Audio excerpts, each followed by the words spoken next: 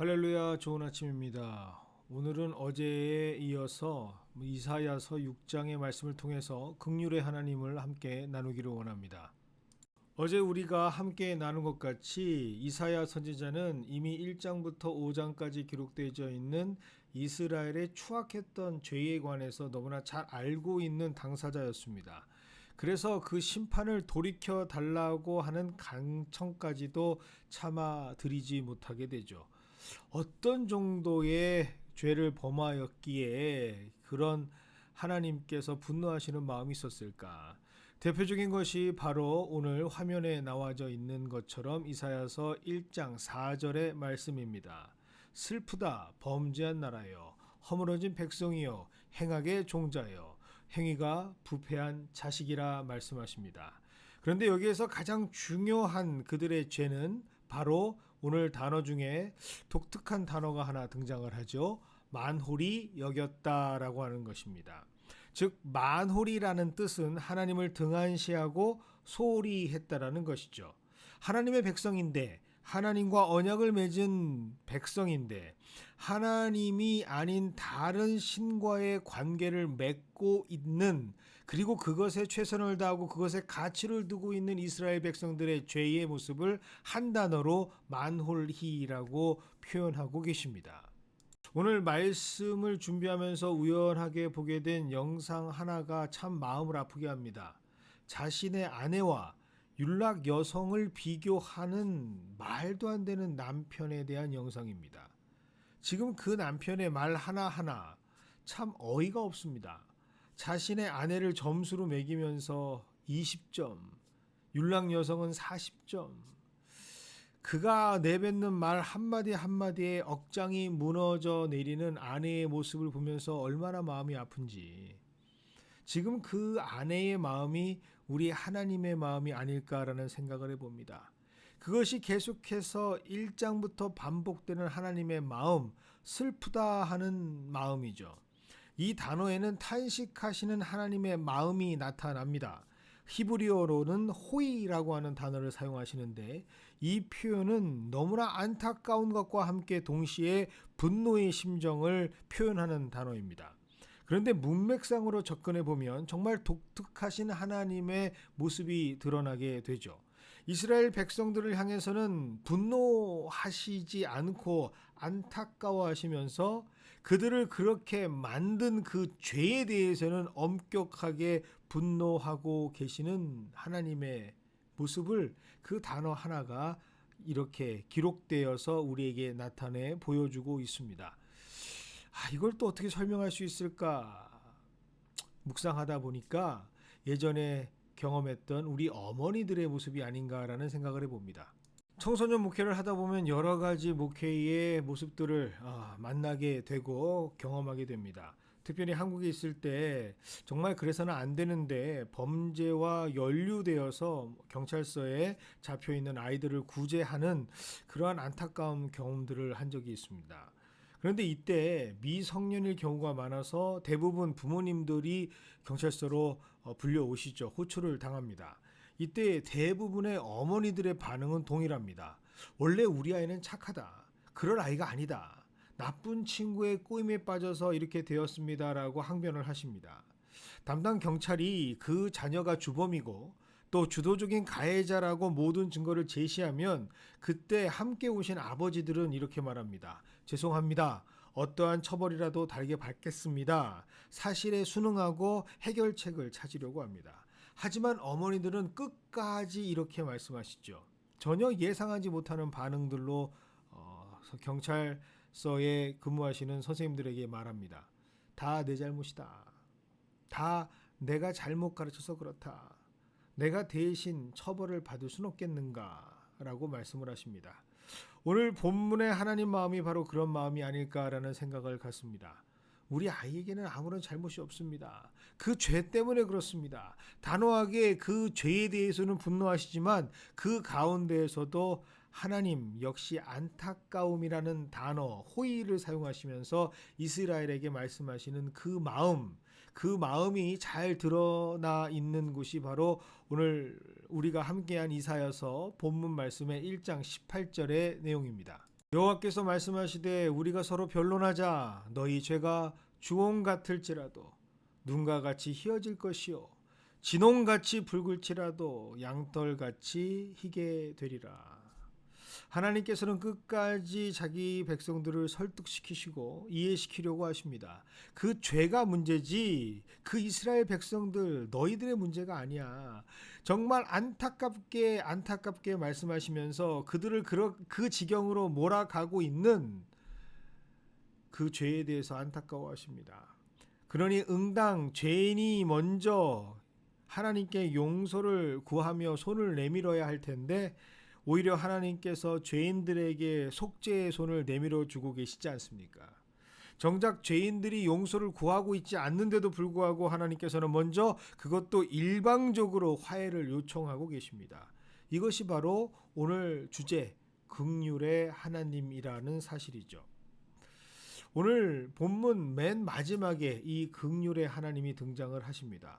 바로 13절의 하반절에 기록되어 있는 말씀입니다. 그 구루터기는 남아 있는 것 같이 거룩한 씨가 이 땅에 구루터기니라 하시더라. 물론 하나님께서는 죄에 대해서는 단호하게 응징하십니다. 분노하실 수밖에 없죠. 하지만 그 분노 가운데에서도 은혜의 문을 닫지 않으시는 분이 바로 우리 긍휼의 하나님이십니다. 그래서 이것을 아는 선지자들은 하나님의 심판이 이루어지는 과정 속에서도 긍휼을 잊지 말아 달라고 하나님께 기도할 수 있는 자가 되는 것이죠. 결국 하나님께서는 역시 분노와 공의, 죄에 관한 것에 대해서는 굉장히 분노하시고 죄에 대해서는 제한하시지만 긍휼의 하나님으로 이스라엘 백성들에게 그의 사랑하는 약속의 백성들에게는 끊임없이 기회를 제공해 주십니다. 그래서 긍휼이라는 단어가 저자 한 명인 성경 단일본에서 제일 많이 기록된 것이 바로 오늘 본문 말씀인 이사야서가 됩니다. 이사야서 49장 10절, 이사야서 49장 13절, 이사야서 49장 15절, 이사야서 54장 8절, 그리고 이사야서 54장 10절 계속해서 하나님께서는 긍휼을 베푸시는 하나님, 긍휼을 베푸시는 하나님으로 반복해서 우리에게 선포하고 계십니다. 그리고 마지막 이사야서 55장 7절은 이렇게 기록하고 있습니다. 악인은 그 길, 불의한 자는 그 생각을 버리고 여호와께 돌아오라. 그리하면 그가 긍휼히 여기시리라. 우리 하나님께로 나오라. 그가 널리 용서하시리라. 비록 이사야를 부르시는 소명장인 6장에는 하나님께서 유다가 바벨론에 의해서 멸망당해야 하고 포로로 끌려가서 완전히 땅이 황폐해질 때까지 그 죄값을 치러야 한다고 말했지만 그 결과가 참혹할 만큼 응징되어야 한다라고 말씀하시지만 하나님께서는 자복하고 돌아올 때, 다시 뉘우치고 돌아올 때, 용서를 구할 때 하나님께서는 긍휼로 다시 시작할 수 있는 은혜를 베풀어 주시겠다라고 이사야서 66장에 계속해서 말씀하고 계십니다. 이것이 바로 진정한 하나님의 마음이죠. 이러한 긍휼의 하나님께서 오늘 우리와 함께 하십니다. 그리고 그 긍휼의 종국이 되어 주시는 예수님을 우리에게 보내주신 것이죠. 그래서 오늘 우리는 이 은혜의 하나님, 긍휼의 하나님을 만나는 삶으로 살아가기를 원합니다. 우리 예수 그리스도의 이름으로 기도하며 우리의 부족한 모습, 우리를 이렇게 하나님과 점점 멀어지게 만드는 죄의 그 모습을 끊어내고 하나님과 함께 용서를 구하며 긍휼의 하나님을 의지하며 살아가는 오늘이 될 때 하나님께서는 반드시 오늘 하루도 하나님의 새로운 질서 안에 회복되어지는 우리가 되게 허락해 주실 줄 믿습니다. 오늘은 우리 성도 중에 수술과 진료 후에 회복하고 있는 성도들이 의외로 많이 계십니다. 이들을 위해서 함께 기도하기를 원하고요. 또 많은 분들이 한국 또는 타지를 방문 중에 계십니다. 여행 중에 계신 분들도 있고요. 업무차 또 여러 가지 이유로 방문 중에 계신 분들이 계신데 이분들을 위해서 함께 기도하는 시간을 갖도록 하겠습니다. 기도하겠습니다. 하나님 아버지 감사를 드립니다. 오늘도 우리에게 기도할 수 있는 기회를 주시고 또 기도할 수 있는 능력을 허락하여 주셔서 이 아침 주님 말씀 붙잡고 기도하게 하시니 감사를 드립니다. 우리가 의지하는 것은 긍휼의 하나님이십니다. 우리가 아무리 죄 가운데에 빠져서 우리와 하나님의 관계를 단절되고 또 그렇게 어그러뜨리는 상황 속에 있다 할지라도 하나님은 죄는 미워하시지만 그 죄의 영향을 받고 힘들어하고 괴로워하고 있는 우리는 다시 구원코자 하시는 하나님의 그 마음을 다시 한번 긍휼의 하나님을 통해 말씀을 통해 다시 한번 깨닫고 주님께 감히 의지하며 새롭게 주와의 관계를 시작하는 우리가 되게 하시니 감사를 드립니다. 그러한 하나님의 마음을 붙잡고 오늘 함께 기도할 때에 주님께서 응답하여 주시옵시고 특별히 우리 성도들을 위해서 기도하는 모든 내용들에게 하나님 하나하나 반응하여 주시고 응답하여 주시옵소서. 하나님 원치 않은 질병으로 인하여 어려운 가운데 있다가 하나님 수술을 하시고 또 시술을 하시고 이제 경과를 기다리며 주의 놀라운 회복을 소망하는 귀한 우리 성도들이 있습니다. 하나님 한 분 한 분 주님께서 찾아가 주시고 하나님 그 환부의 손을 얹어서 주님께서 새롭게 하시는 은혜의 시간이 되게 하여 주시옵소서. 깨끗함을 있게 하여 주시옵시고 예전보다 더 건강한 모습으로 다시 한번 회복될 수 있는 주님의 상처가 아닌 하나님께서 회복시켜 주시는 흔적을 덧입는 귀한 시간들 될 수 있도록 인도하여 주시옵소서. 특별히 이 시간 우리 한국으로 떠나는 우리 성도들과 함께 여러 가지 일정을 또 소화하고 계시는 우리 성도분들을 위해서 기도하기를 원합니다.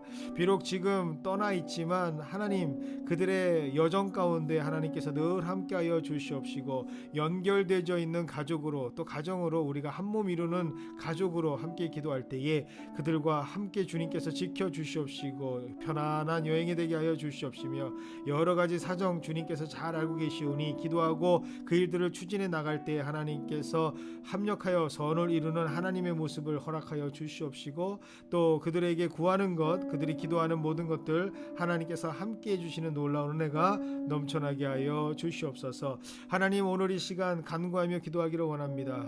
긍휼의 하나님께서 우리의 부족한 모습을 용서하여 주시옵시고 하나님 그것을 자복하며 돌아와 주님께 요청하며 손 내밀 때에 하나님께서 그 손을 반드시 붙잡아 주시옵시고 일으켜 세워주시는 놀라운 은혜가 넘쳐나는 시작되는 하루가 되게 하여 주시옵소서. 예수님의 이름으로 기도드리옵나이다. 아멘. 오늘도 긍휼의 하나님과 함께 동행하시는 귀한 하루가 되시기를 주님의 이름으로 축원드립니다.